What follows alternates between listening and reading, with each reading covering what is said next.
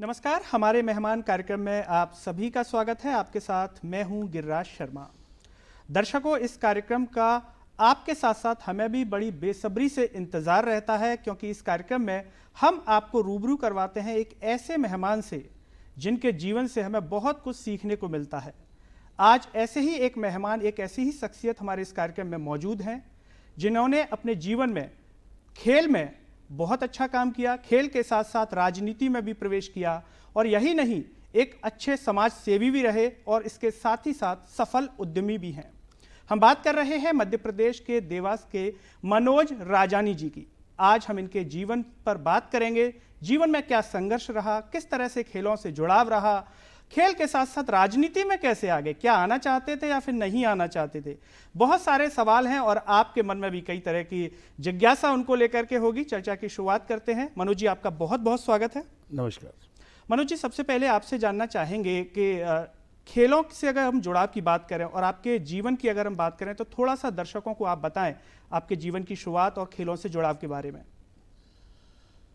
शर्मा जी, मैं बचपन से ही खेलों के प्रति मेरा बड़ा लगाव रहा।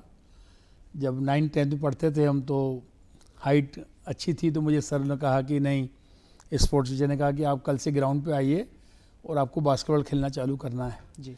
तो मैं कभी वैसे पहले खेला नहीं था कभी स्पोर्ट्स में, कि मैं एक्टिविटी में एक्सरसाइज थोड़ी बहुत कर लेते थे, पीटी में जाते थे उस समय, स्काउट में, स्कूल के शिक्षण दौरान। जब मैंने बास्केटबॉल में खेलना चालू किया जी, तो वो दिन और आज का दिन मैं हमेशा याद करता हूँ उस गुरुवर को जिससे मुझे सलाह दी कि नहीं आप आइए, और मैं उनको नमन भी करता हूँ कि उन्हीं की वजह से मेरा जीवन बदला है। मैं अगर ग्राउंड पे नहीं जाता, रेगुलर प्रैक्टिस नहीं करता होता, तो शायद मैं न राजनीति में आ पाता और न आज मैं जिस मुकाम पे हूँ वहाँ पहुँच पाता। क्योंकि मेरा ऐसा मानना है कि ग्राउंड की वो सौंधी खुशबू पसीने की जो व्यक्ति ले लेता है, वो अपने जीवन में आनंदित जीवन जीता है। जीवन के किसी मोड़ पे वो असफलताओं को पार करते हुए सफलता के शिखर पर जरूर पहुंचता है। पसीने की कीमत उसे पता होती है खिलाड़ी को, कि मैंने आज ये पसीना बहाया है तो आज नहीं तो कल निश्चित रूप से उसकी सफलता कहीं ना कहीं मिलेगी।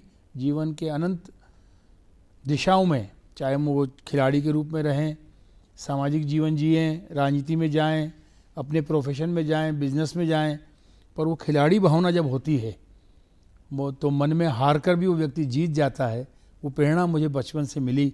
मैं कृतज्ञता व्यक्त करता हूँ सारे मेरे उस दौरान जो गुरुवर रहे, जिनकी वजह से मैं आज यहाँ हूँ।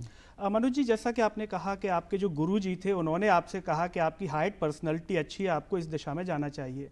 मेरे मन में एक सवाल आया, क्योंकि आमतौर पर अगर हम परिवार की बात करें, माता पिता की बात करें, शिक्षा के प्रति, पढ़ाई के प्रति या नौकरी के प्रति माता पिता का जोर ज़्यादा रहता है, और आप उस समय में रहे, तो ज़रा अपने परिवार के बारे में भी बताएं। पिताजी का क्या रिएक्शन था, इस दिशा में जाना है या उन्होंने रोका आपको कि नहीं पढ़ाई पर ध्यान दीजिए, ज़रा उस बारे में बताएं, क्योंकि हमारा ये कार्यक्रम युवा बहुत देखते हैं तो उन्हें भी कहीं ना कहीं इससे प्रेरणा मिलेगी। मेरा बचपन से जो मुझे प्यार पिता ने दिया, जो एक पिता हमेशा अपने बच्चों को देते हैं, आज मैं अपने बेटे को उतना प्यार करता हूँ जितना मुझे पिता ने मुझे प्यार करते थे। पिताजी ने कभी मेरा इंटरफेरेशन नहीं किया कि आप ये करें वो करें। जिस दिशा में मैं जाना चाहता था, एक चट्टान की तरह मेरे पीछे खड़े रहते थे। मेरे निर्णय के साथ वो अंतिम समय तक रहे, जो पिता का दायित्व होता है। मेरे दादाजी पार्टीशन के बाद जब देवास हमारा परिवार आया तो दर्जी का काम वो करते थे। छोटी सी एक गुमटी टाइप दुकान हुआ करती थी। गरीबी का वो समय, मेरे पिताजी का एजुकेशन भी नहीं हो पाया, इस वजह से वो केवल हायर सेकेंडरी कर पाए और अपने परिवार को पालने में उन्होंने मेरे दादाजी का साथ दिया, अपने पिता का साथ दिया। तो वो गरीबी के दिन हम भूले नहीं हैं। ठीक है, आज ईश्वर की कृपा है, माँ चामुंडा की अनंत कृपा है पूरे परिवार पर। मैं मानता हूँ कि वो जो उस समय की सीख है आज भी हमारे परिवार पर एक छाया के रूप में रहती है और सभी लोग उसका अनुसरण करते हैं कि वो समय जब बुरा समय था परिवार का, जब आगे बढ़ने की ओर हमारा परिवार था, पिताजी ने जो त्याग किया, आज भी वो भावना हम सब में है कि हम परिवार एक सामूहिक रूप में रहते हैं, जॉइंट फैमिली है और एक दूसरे को सपोर्ट करते हुए हम आगे बढ़ते हैं। वो बुरे दिन जब देखे हैं तो आज अच्छे दिन का भी पूरे मज़ा लेते हैं ईश्वर की कृपा है, जी। सब अच्छे से जीते हैं। जैसा कि आपने खेल की शुरुआत अपने गुरुजी के कहने पर की, तो खेल में आप कहाँ तक आगे जा पाए, आपने क्या क्या किया और इसके साथ साथ आपने अपनी शिक्षा को किस तरीके से मैनेज किया? देखिए, कॉमर्स का स्टूडेंट रहा मैं। जी। जिस समाज से मैं आता हूँ वहाँ कॉमर्स ही अधिकांश उस समय पढ़ा करते थे। हमारे ज़माने में आर्ट्स, कॉमर्स और साइंस 3 विषय हुआ करते थे। परिवार में बिजनेस था ही। संघर्ष के दिनों में फादर ने जो काम करना शुरू किया उसमें फिर हम लोगों ने सपोर्ट किया। तो कॉमर्स की एजुकेशन लेकर जब हम आगे बढ़े, कॉलेज में हम जब पहुँचे तो वहाँ पर चुनाव लड़ाने के लिए जिस तरीके से सारे पैनल्स लड़ती थी अलग अलग, तब हम बीजेपी कांग्रेस नहीं समझते थे। हम तो स्पोर्ट्स में थे, चूँकि बास्केटबॉल से लगाव रहा तो क्रिकेट भी उस समय खूब खेली, यूनिवर्सिटी तक मैं खेलने पहुंचा। बास्केटबॉल में काफ़ी कुछ यूनिवर्सिटी खेले, स्टेट खेले, नेशनल खेले, हैंडबॉल भी हमने खूब खेला, नेटबॉल खेला। तो सारे स्पोर्ट्स की एक्टिविटीज़ मान के चलिए कि दिन में से 4 से 5 घंटे हम स्पोर्ट्स पे ध्यान देते थे, अपनी फिटनेस पे हम ध्यान दिया करते थे। तो एक नेशनल प्लेयर के रूप में भी मैं खेला हैंडबॉल में, नेटबॉल में खेल के आया मैं, बास्केटबॉल स्टेट टीम में रहा मैं, यूनिवर्सिटी में खेले, कॉलेज की टीम में तो कैप्टन थे ही। तो काफ़ी समय हमने स्पोर्ट्स में दिया और वही आज वजह है कि आज पूरे परिवार पे छाया अगर हमारी है तो एक स्पोर्ट्स का बड़ा अहम योगदान है। उसे ये कहना चाहिए कि वो कभी हम भूल नहीं सकते। जी। जैसा कि आप खेल से जुड़े रहे हैं, तो वर्तमान में जो आपके बच्चे हैं क्या वो भी खेल से जुड़े हुए हैं या वो केवल एजुकेशन में या फिर जो है उद्यमी की दिशा में? देखिए, परिवार की उस समय की परिस्थिति कुछ और थी, जी। आज परिस्थितियाँ कुछ और है। आजकल का बच्चा, ये जो कंप्यूटर युग आ गया, स्पोर्ट्स पे कम ध्यान दे पाता है और वो अपनी एजुकेशन, अपनी लाइफ को लेकर बड़ा चिंतित रहता है। मेरा बड़ा बेटा लंदन से पढ़ के आया, जी। छोटा बेटा IIM से, इंदौर से उसने पूरा कोर्स पूरा किया। तो फिजिकल फिटनेस बेस्ट है, जिम जाना जाते हैं वो लोग रेगुलर। पर्टिकुलर कि स्पोर्ट्स की बात करें तो बड़ा बेटा टेनिस ज़रूर खेलता है, पर अब जो उसकी भी शादी हो गई है तो अब थोड़ा सा समय कम निकालता है। पर हाँ, ये मैं ज़रूर कहना चाहूँगा कि अब समय बदल चुका है कि स्पोर्ट्स में जो लगाव हम लोगों के समय जो होता था, आजकल उसका ध्यान पूरा बच्चों पे का ध्यान जो है कंप्यूटर, फेसबुक, व्हाट्सएप और इन चीज़ों पर ज़्यादा जाने लगा है। तो उस वजह से निश्चित रूप से कम हुआ है उसका असर अभी। खेल से जुड़ाव के इतने सालों बाद आपसे ये जानना चाहते हैं कि अभी भी आप खेल से जुड़े हुए हैं, वक्त निकाल पाते हैं? क्योंकि खेल जो व्यक्ति खेलता है उसका शरीर हर तरीके से फिट रहता है। हमारे प्रधानमंत्री जी भी जो है फिट इंडिया को लेकर के बार बार ये संदेश देते हैं। तो जो युवा भी इस कार्यक्रम को देख रहे हैं, तो निश्चित तौर पर जो अभी आपने कहा कि कंप्यूटर का युग है, इसीलिए मैंने सवाल भी किया था कि बच्चों का जुड़ाव खेल से है या नहीं। तो आप अभी खेल के लिए समय निकालते हैं? मैं निश्चित रूप से 1 से 1.5 घंटा अपने शरीर को देता हूँ, चाहे वो साइकिलिंग करें, स्विमिंग करें, वॉक करें। और मैं शर्मा जी आपको बताऊं कि ग्राउंड जो देवास का बना है, स्टेडियम, वो मेरे कार्यकाल में बना जब मैं विकास प्राधिकरण का अध्यक्ष बना। और मैं आज जब देखता हूं कि हज़ारों बच्चे आज उस ग्राउंड पे खेलते हैं तो अपने आप में स्फूर्ति आ जाती है कि मैं भी खिलाड़ी हूँ। था वाली कहानी नहीं है। मैं कभी भी कहीं जाता हूँ तो पहले मैं खिलाड़ी के रूप में अपने आप को बात करता हूँ। राजनीतिक पद तो आते जाते रहेंगे, सब होता रहेगा। मैंने कहा ना कि कभी खिलाड़ी पूर्व कभी नहीं होता, अधिकारी पूर्व हो जाते हैं, नेता पूर्व, भूतपूर्व सब हो जाते हैं, खिलाड़ी हमेशा खिलाड़ी ही रहता है। और वो खिलाड़ी की भावना जो होती है ग्राउंड के प्रति और खिलाड़ियों के प्रति, हमेशा सजगता के साथ बना रहता है खिलाड़ी। और मुझे बड़ी खुशी है कि मैं आज भी अपने आप को खिलाड़ी मानता हूँ। जी। जैसा कि खेल के बाद राजनीति में अगर प्रवेश की बात करें, क्या आप सोचते थे कभी कि राजनीति में आना है या फिर संयोग से आप खुद ब खुद उस दिशा में चले गए? ये थोड़ा सा हमारे मन में बड़ा सवाल है। मैंने कभी नहीं सोचा था कि मैं राजनीति में आऊँगा। बड़ा अहम प्रश्न पूछ लिया आपने मेरा जीवन के परिवर्तन का। उस समय कोएड कॉलेज हुआ करता था हमारे ज़माने में, KP कॉलेज देवास का। लड़के लड़कियां सब साथ खेलते थे, पढ़ते थे। घटनाक्रम होता है ग्राउंड पे कि अपने ग्रुप में से किसी को चुनाव लड़ाना है, तो सभी ने तय कर दिया मेरा नाम। तो मैं तो उस समय समझता भी नहीं था कि कैसे वोट मांगना है और क्या करना है। तो राजनीति में आने का वो प्रथम पड़ाव, मुझे ये भी नहीं पता था कि किस दल से लड़ना है। बच्चों ने, जो मेरे साथी थे उस समय के, उन्होंने कह दिया कि चुनाव लड़ना है तो लड़ लिए। चुनाव लड़े, हारे जीते, तो वो जो एक श्रृंखला शुरुआत हुई राजनीतिक जीवन में आने की, तो फिर उसके बाद फिर NSUI और सब तरह के सब जुड़ते गए और कॉलेज के और यूनिवर्सिटी के तमाम पदों पर रहे, चुनाव हारे जीते, सब तरीके का मज़ा वहाँ इंजॉय किया लाइफ को। और आज जहाँ हूँ मैं, उस कॉलेज के अभूतपूर्व योगदान है उस छात्र जीवन का मेरे जीवन में। अगर समाज सेवा की अगर हम बात करें तो सामाजिक जीवन से समाज सेवा की दिशा में आपका किस तरीके से जुड़ाव होता है, ज़रा उसके बारे में आप बताएं। देखिए, समाज सेवा के रूप में मैं Sindhi council of India youth wing का 15 साल तक प्रेसिडेंट रहा ऑल इंडिया का जी, और अभी वर्तमान में मैं Sindhi council of India Madhya Pradesh का अध्यक्ष हूँ। समाज सेवा की मूल भावना ये नहीं है कि मैं जिस समाज का हूँ केवल उसी के लिए काम करूँ। समाज सेवा का एक जो मादा होना चाहिए, मेरे मन में ललक होना चाहिए। कोई व्यक्ति मेरे पास अगर आता है तो मेरे यहाँ से वो खाली हाथ वापस नहीं जाना चाहिए।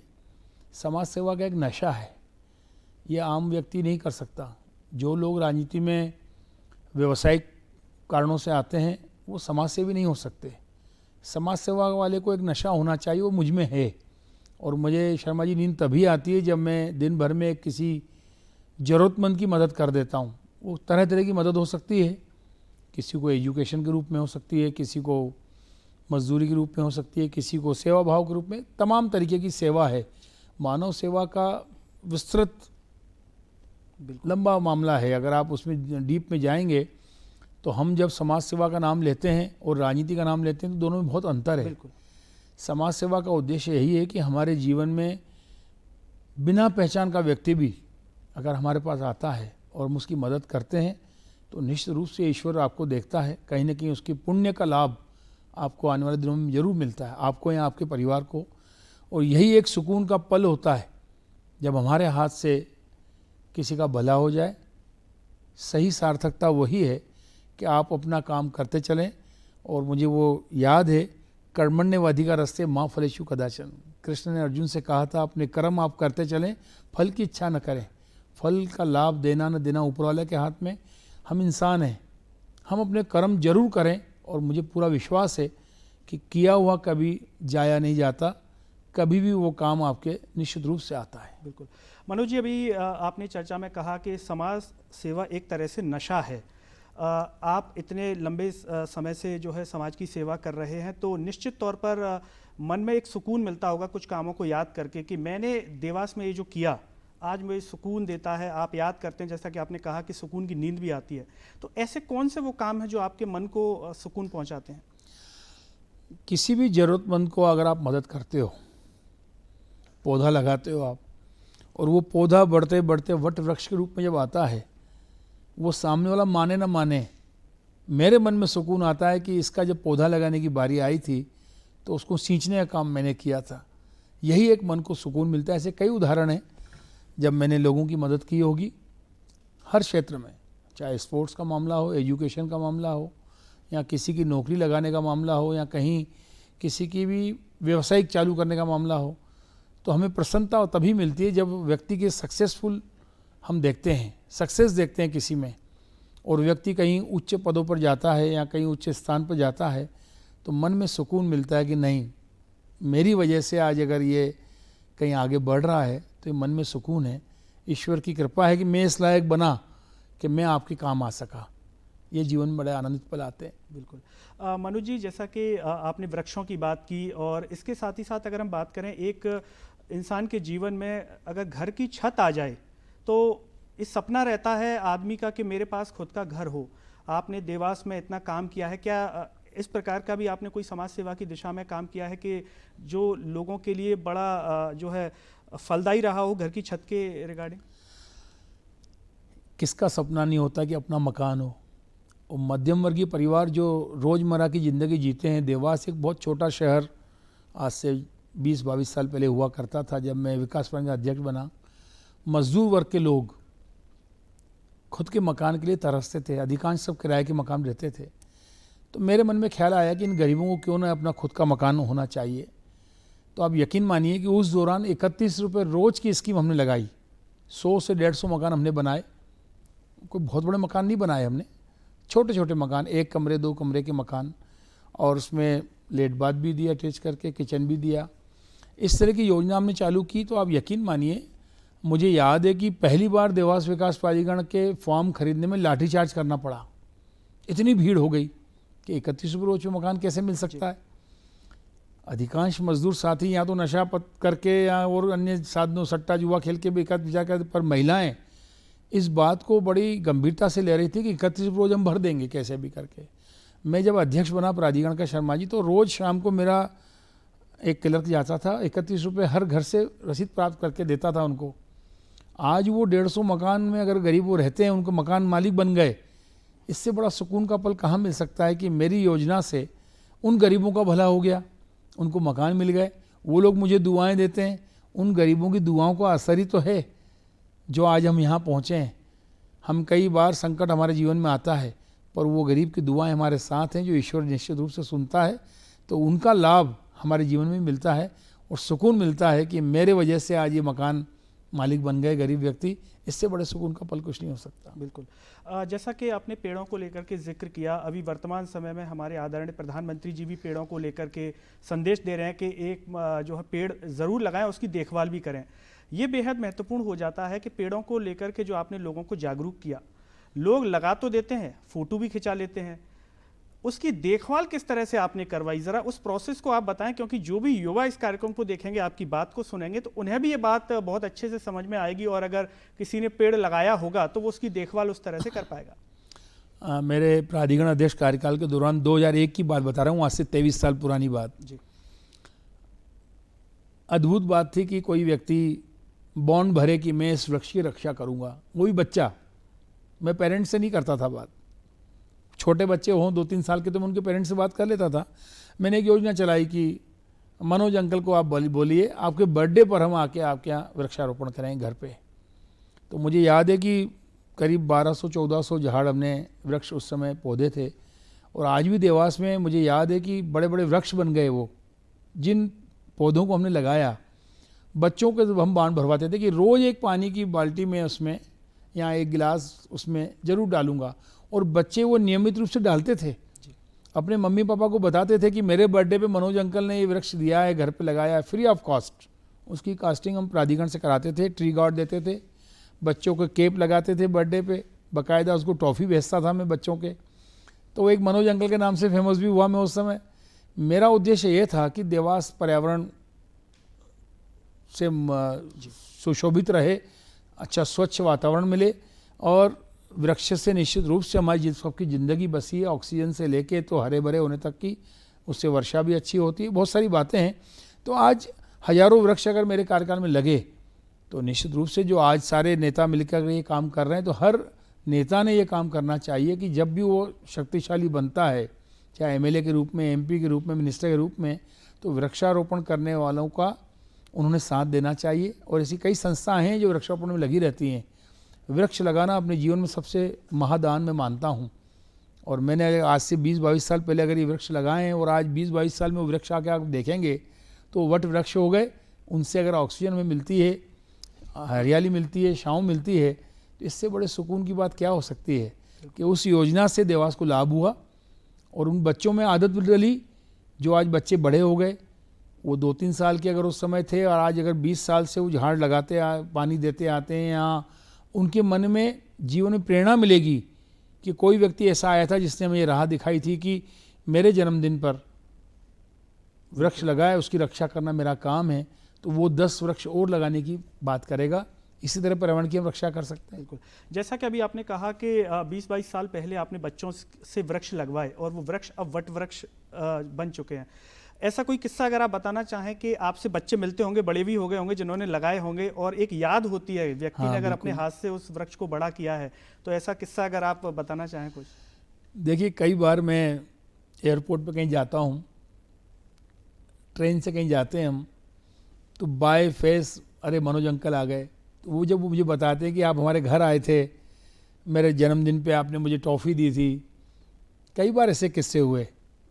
मेरे साथ एक बार ट्रेन में भी ऐसा हो चुका है कि उसने मुझे पहचाना नहीं बात बात में बात निकली, तो वो बोले आप मनोज अंकल हैं, अब 22-23 साल के बाद तो मेरा भी चेहरा बदल जाता है थोड़ा सा, और बच्चे बड़े से बड़े हो गए। उस समय मन को एक जो खुशी होती हाँ, है। खुशी होती है। तो वो एक बॉम्बे जा रहा था मैं, तो वो भी ट्रेन में साथ थे, तो उसने मुझे बताया कि मेरे बर्थडे पे आप मेरे घर पे आए थे जी। और मेरी सर्विस लग गई है बॉम्बे में, और मैंने झाड़ वो जो आपने मुझे वृक्ष लगाया था, मैं आज भी मेरे घर वाले उसको पानी देते हैं और हम नियमित रूप से ये काम करते हो। मैं भी यही काम आज बॉम्बे में जाता हूँ तो कहीं भी जहाँ मेरी पोस्टिंग होती है, ये निश्चित रूप से मैं झाड़ों की रक्षा करता हूँ।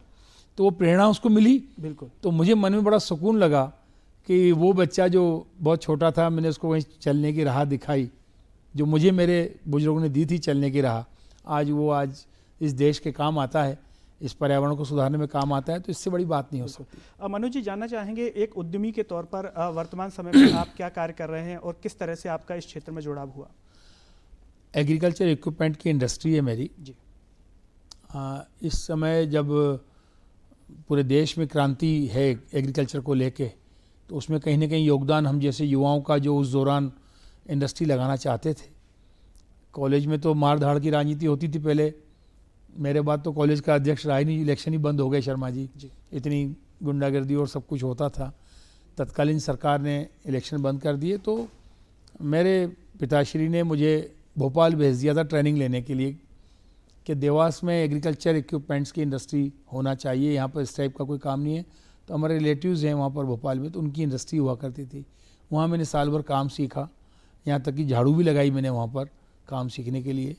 और एक एक जगह पूरा मैंने जब पूरा निरीक्षण करता था, मैं रोज़ सीख के आता था। साल भर बाद मैंने अपनी इंडस्ट्री देवास डाली, तो मुझे वो संघर्ष भरे दिन याद है जब फाइनेंस भी नहीं हुआ करता था, टेलीफोन नहीं हुआ करते थे, टेलीफोन के लिए भी वेटिंग साल भर की वेटिंग हुआ करती थी। 4 व्हीलर तो थे ही नहीं, 2 व्हीलरों पे काम अधिकांश चलाया करते थे हम लोग, बैलगाड़ियों का ज़माना था। तो इंडस्ट्री मैंने अपनी डाली उस समय पैसों के अभाव में और साधनों के अभाव में, पर वो मैं उसकी कीमत जानता हूँ कि अभाव में किया हुआ काम आज कितने भी सब कुछ सुविधाएं मिल जाए, भौतिक सुविधाएं मिल जाए, पर वो जो अनुभव है वो आज हमारे जीवन में काम आता है। आज ईश्वरी कृपा है, बड़ी अच्छी इंडस्ट्री, गंगा इंडस्ट्री के नाम से हमारा काम चलता है। बिल्कुल। मनोज जी, चलते चलते युवाओं को आप क्या संदेश संक्षिप्त में देना चाहेंगे? मैं आपके इस कार्यक्रम के माध्यम से इस देश के मध्य प्रदेश के युवाओं को निश्चित रूप से कहना चाहता हूँ कि निरंतर आगे बढ़ते चलें, और जीवन में बहुत सारी विफलताएं सामने आएगी, पर उनसे घबराने की आवश्यकता नहीं। जो लक्ष्य आपने सोचा है, चुना है, जिस लाइन को, आपको एक न एक दिन सफलता जरूर मिलेगी। ईमानदारी से काम निश्चित रूप से करते रहें और सतत करते रहें, आप एक दिन सिरमौर बनेंगे, ये मैं आपको वादा करता हूँ। मैंने कई बार देखा है कि जीवन में आगे बढ़ने से, लगातार चलने से आपको वो स्थान जरूर मिलता है। ईश्वर की आपकी कृपा बनी रहेगी। मेरी उन सब युवाओं के लिए बहुत सारी शुभकामनाएं जो आज ये कार्यक्रम देख रहे हैं। आपका बहुत बहुत धन्यवाद। दर्शकों, हमारे मेहमान कार्यक्रम में फ़िलहाल इतना ही। मुझे और मनोज जी को दीजिए इजाज़त। नमस्कार।